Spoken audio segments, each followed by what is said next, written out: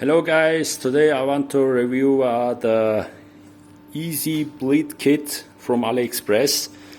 Bleed Kit, why do you need this? If you are losing hydraulic oil or hydraulic brake pressure and you have changed your brake pads, you want to do more tighten brakes, you need such a bleed kit.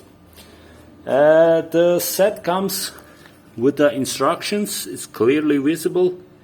If you are following those steps, it should be possible to do this. You can also look up the YouTube videos. And I have already did this on my Magura equipped carbon fiber bike.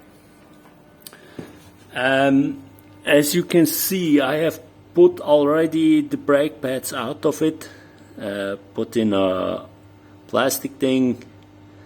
Also the system screw I have removed and fitted with the plastic bottle to change the oil. The old oil should be coming in, and I will unscrew here and do the exact procedure like described here on the bleed kit. After that you will need a mineral oil.